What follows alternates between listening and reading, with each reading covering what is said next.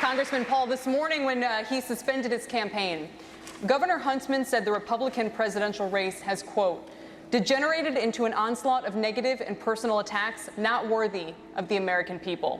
You have been particularly scathing in your ads against the other candidates up here on stage tonight. Do you agree with Governor Huntsman that these attacks should be abandoned? Well, they should be abandoned if you're not telling the truth. But if you're exposing a voting record, I think it's quite proper.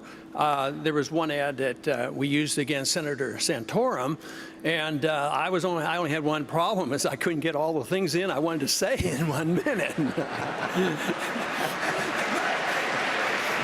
But, you know, we mentioned No Child Left Behind, and that he supported deficits × 5, raising the national debt, and that he voted for prescription drug programs, and as well as he voted against right to work. And I could have added, you know, things like he voted for Sarbanes-Oxley. So my only regret is that I couldn't get enough in that 1 minute that I should have. Congressman Paul. Hold on. Senator Santorum. You're going to get... Congressman Paul, South Carolina has 7 major military bases and thousands of people employed in the defense industry. But you want to make major cuts in defense spending, several $100 billion in the coming years, that inevitably would cost South Carolina jobs. What do you say to people in this state who worry that your military plans would hurt the national security and cost South Carolina jobs? I would say your questions suggest you're very confused about my position. I want to cut money, overseas money. That's what I want to do. I want to cut military money. I don't want to cut defense money. I want to bring the troops home. I'd probably have more bases here at home. We were closing them down in the 1990s and building them overseas. That's how we got into trouble. So we would save a lot more money and have a stronger national defense, and that's what we should do. But to say that we would be weaker is absolutely wrong, because and another important thing you should consider is the fact that the military is behind me more than the others. I get twice as much money from the active military duties than all the other candidates put together. So they're saying that I'm on the right track. They're sick and tired of those wars. They're sick and tired of the nation building and the policing activity. But to say that we would have less money for defense, we actually have more money. And if I may, I'd like to go back to the international financial thing. Congressman, just to be clear, your plan calls for freezing defense spending at 2006 levels, which is well below where we are today. You still don't understand. What's he missing, Congressman? You don't understand there's a difference between military spending and defense spending. Just because you spend $1 billion on an embassy in Baghdad, bigger than the Vatican, you consider that defense spending. I consider that waste. So now, if you want to... A little while ago, we were talking about, you know, funding the unemployed. Of course, that should be privatized, and I don't support it. But I don't support cutting that off like that. I'd cut some of this military spending, like Eisenhower advised us. Watch out for the military-industrial complex. Defend this country. We have to have a strong national defense, but we don't get strength by diluting ourselves in 900 bases, 130 countries. That is where the problem is. But you need to understand that there's a difference between just military spending and defense spending. Just to spend money. We understand this domestically. If you spend more money domestically, we know it's wrong, but we're supposed to spend more money, and that's conservative. I've never quite understood this. We're supposed to be conservative, spend less money. I'd like to ask a question about keeping money for all of the candidates down the line. What is the highest federal income tax any American should have to pay? We're looking for a number. 20% flat tax. Simple. Keep it simple. Senator Santorum. My plan has 2 rates, 10 and 28%, which is the highest rate under Ronald Reagan when he cut taxes. Governor Romney. I'd like to get it down to 25%, but right now it's at 35%, so people better pay what's legally required. But ultimately, let's get it down as low as we possibly can. If it's 20, if it's 25, but paying more than 25%, I think is taking too much out of our pockets. So the highest you had was 35. Well, that's what the law is right now. But 25 is where I'd like to see us go. Speaker Gingrich. I'd like to see it be a flat tax at 15%, and I'd like to see us reduce government to meet the revenue, not raise revenue to meet the government. Congressman Paul. Well, we should have the lowest tax that we've ever had, and up until 1913, it was 0%. What's so bad about that? Now, I would like to follow up on that because I think the question on taxes is generally misleading, because anytime you spend money, it's a tax. You might tax, you might borrow, you might inflate. The vicious tax is attacking the American people, the retired people today, is the inflation tax. The devaluation of the currency, the standard of living is going down, and you need to address that. And that's why I want to make the inflation tax 0 as well. So your answer is 0? 0. Okay.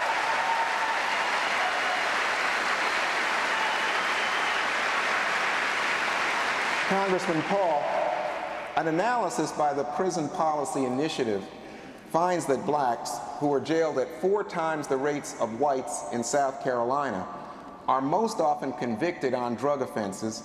Do you see racial disparities in drug-related arrests and convictions as a problem? And if so, how would you fix it? Yes, definitely. There is a disparity. It's not that it's my opinion. It's very clear. Blacks and minorities who are involved with drugs are arrested disproportionately. They're tried, they're imprisoned disproportionately. They suffer the consequence of the death penalty disproportionately. Rich white people don't get the death penalty very often. And most of these are victimless crimes. Sometimes people can use drugs and arrested 3 times and never committed a violent act, and they can go to prison for life. And yet we see times, just recently we heard, where actually murderers get out of prison in shorter periods of time. So I think it's way disproportionate. I don't think we can do a whole lot about it. I think there's discrimination in the system, but you have to address the drug war. You know, the drug war is very violent on our borders. We have the immigration problem, and I'm all for having, tight immigration policies, but we can't ignore the border without looking at the drug war. In the last 5 years, 47,500 people died in the drug war down there. This is a major thing going on, and it unfairly hits the minority. This is one thing I am quite sure that Martin Luther King would be in agreement with me on this. Matter of fact, Martin Luther King would be in agreement with me on the wars as well, because he was a strong opponent to the Vietnam War. So I would say yes, this judicial system is probably one of the worst places where prejudice and discrimination still exists in this country. In a recent interview, Congressman Paul, with the Des Moines radio station, you said you were against the operation that killed Osama bin Laden. You said the U.S. operation that took out the terrorist responsible for killing 3,000 people on American soil, quote, showed no respect for the rule of law, international law. So to be clear, you believe international law should have constrained us from tracking down and killing the man responsible for the most brazen attack on the U.S. since Pearl Harbor? Obviously no, and that's what I did not say that. Matter of fact, after 9/11, I voted for the authority to go after him. And my frustration was that we didn't go after him. It took us 10 years. We had him trapped at Tora Bora, and I thought we should have trapped him there. I even introduced another resolution on the principle of mark and reprisal to keep our eye on the target rather than getting involved in nation building. But no respect for international law was the question about the quote that you used in Des Moines. Well, you know, KSM, his colleague, was in Pakistan, and we communicated, with the government of Pakistan, and they turned him over. And what I suggested there was that if we have no respect for the sovereignty of another nation, that it will lead to disruption of that nation. Here we have a nation that we're bombing constantly, trying to kill people that we consider our enemies. At the same time, we're giving the government of Pakistan billions of dollars. Now there's a civil war going on. The people are mad at us, but yet the government they're getting money from us. And I think it's a deeply flawed policy. but to not go after him, and if I voted for the authority, obviously I think it was proper. But once they waited 10 years, I don't see any reason why they couldn't have done it like they did after Khalid Sheikh Hamad. And that would have been a more proper way. Now, if somebody has somebody in this country, say a Chinese dissident comes over here, we wouldn't endorse the idea, well, they can come over here and bomb us and do whatever. I'm just trying to suggest that respect for other nations' sovereignty, and look at the chaos in Pakistan now. We're at war in Pakistan. But to say that I didn't want him killed and didn't vote for the authority, I just quoted from your radio.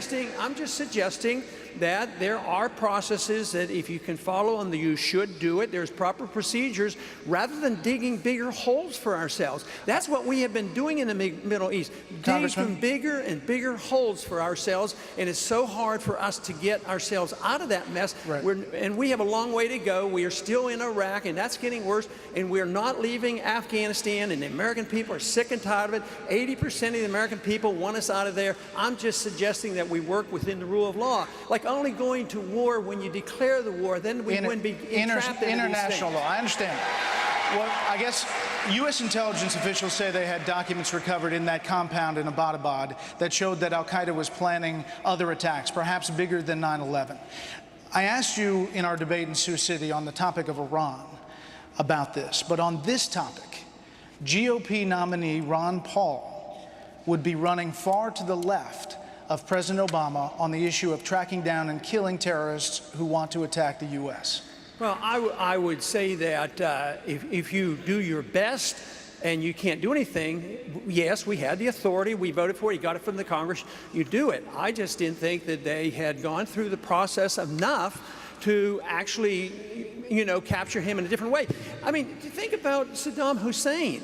We did that. We captured him. And we tried him. I mean, the government tried him, and he got hung. What's so terrible about this? This whole idea that you can't capture. Just a minute, Red. Just a minute. What's this whole idea that you can't capture people? But you voted against the war in Iraq. Just think, Adolf Eichmann was captured. He was given a trial. What's wrong with capturing people? Why didn't we try to get some information from him? We're accustomed to asking people questions, but all of a sudden, gone. That's it. So I would say that there are different ways without trying to turn around and say, oh, for some reason, this doesn't mean he's supporting America. Speaker Gingrich. My point is if another country does to us what we do others, we're not going to like it very much. So I would say that maybe we ought to consider a golden rule in foreign policy. Don't do to other nations what we don't want to have them do to us. So we endlessly bomb these countries, and then we wonder why they get upset with us, and yet it continues on and on. I mean, this idea that we can't debate foreign policy, then all we have to do is start another war. I mean, it's warmongering. They're building up for another war against Iran, and people can't wait to get in another war. This country doesn't need another war. We need to quit the ones we're in. We need to save the money and bring our troops home. Governor Romney. Congressman Paul. Just a very brief statement. I, too, served in the Air Force for 5 years during the height of the Cold War from '62 to '68. So I've had a little bit of experience. Matter of fact, I was over in the Afghanistan-Pakistan region. But I would like to point out one thing about the Taliban. The Taliban used to be our allies when we were fighting the Russians. So the Taliban are people who their main goal is to keep foreigners off their land. It's the Al-Qaeda. You can't mix the two. The Al-Qaeda want to come here to kill us. But Taliban just says, we don't want foreigners. We need to understand that, or we can't resolve this problem in the Middle East. We're going to spend a lot of lives and a lot of money for a long time to come. Kelly Evans. Governor Romney, when President Obama signed the National Defense Authorization Act into law, he enacted a provision allowing him to indefinitely detain American citizens in U.S. military custody.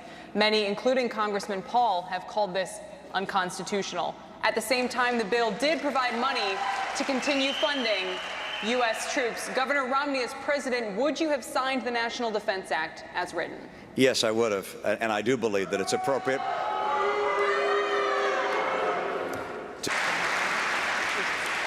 Congressman Paul, a different question. Your plan to... Why can't I ask you about that one? You were included in the question in the first place. Do you want 30 seconds to respond to this? Yeah, I need a minute. No, I think we're going in the wrong direction for the protections of our liberties here at home. They're under deep threat. The Patriot Act has eliminated the Fourth Amendment. We now have a policy of preemptive war. You don't have to declare war, and you don't even have to have an enemy. We can start the wars. That's what preemptive war is all about. Now, with the Military Appropriation Defense Act, this is major. This says that the military can arrest an American citizen for under suspicion, and he can be held indefinitely without habeas corpus and denied a lawyer indefinitely, even in a prison here.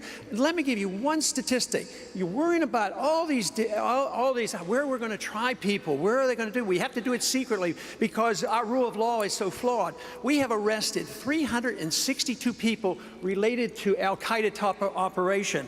260 of them are in prison. They've been tried and convicted. So don't give up on our American judicial system so easily, I beg of you. All right, change of topics. With Congressman Paul, and one of the most important things that we did in protecting the Second Amendment, and I provided a leadership role on it, was the gun manufacturers' liability bill. There were a lot of lawyers out there who were trying to sue gun manufacturers and hold them liable for anybody who was harmed as a result of the gun properly functioning. And we went forward and passed, with the NRA's backing, a bill that put a ban on those types of lawsuits. If that ban had not been passed, if that gun manufacturer's liability bill, removing them from liability from that, had that not been passed, there would have been no gun industry in this country, and there would have de facto been no Second Amendment right. Congressman Paul voted against that bill. And that's a very big difference between someone who actually works with the gun Second Amendment groups for legislation that can protect that right, and someone who says they're for Second Amendment and has attacked me on my Second Amendment issues, which you just referred to. And here's a man that would have wiped out the Second Amendment if his vote would have been carried the day. Congressman Paul. Hardly would that wipe out the Second Amendment. But the jurisdiction is obviously with the state. Even when tort law is involved with medical malpractice, which is a real problem. Now, our governor worked on, and our state has done a little bit on medical liability. I think that's the way it should be handled. You don't have national tort law. That's not part of the process. That should be at the state level. So to argue the case that does away with the Second Amendment, when I'm the one that offers all the legislation to repeal the gun bans that have been going on, automatic rifles, everything else. I mean, I've introduced legislation like that. So that's a bit of an overstretch to say that I've done away with the Second Amendment. I need to respond to that, because the fact is, if we did not have a national liability bill, then people would have been able to go to states like, say, Massachusetts or New York and sue gun manufacturers where they would not pass a gun liability bill. So unless you have a national standard to protect gun manufacturers of guns, you would create the opportunity for the elimination of guns being manufactured in this country and de facto elimination of the right to bear arms. Well, this is where our Constitution disappears. It's nibbled away. So, well, I can give up on this, and therefore I'll give that, and so eventually there's nothing left. But no, tort law should be a state of function. Speaker, good evening to you, Brett. Yeah, we've been asking people who have been watching to tweet into Twitter either a hashtag that says answer when a candidate answers a question, or hashtag dodge if they think that they dodge it. Let's take a look, first of all, on the economy. Newt Gingrich doing fairly well on the economy. Most people thought that he was answering the questions. Mitt Romney below the line, though, with a dodge as we go through Santorum, Perry, and Ron Paul. They're all above the line, giving fairly good answers, at least satisfactory answers on the economy. Let's switch now to another topic here as we're looking at foreign policy. policy. Newt Gingrich did very well on foreign policy. Mitt Romney, as you can see, below the line. I've got to tell you, he spent most of the night below the line. Rick Santorum, seen as giving good answers, as well as Rick Perry. And Ron Paul, we've got to tell you, Ron Paul spent the entire night in the good answer section. On the issue of race, look at this. Mitt Romney way down again, while Newt Gingrich is way up. Those were some of his biggest spikes of the night. Rick Santorum, a kind of middling performance on that. The same with Rick Perry. Ron Paul again, very, very strong support. On Romney's record, which was a big topic of the night, let's take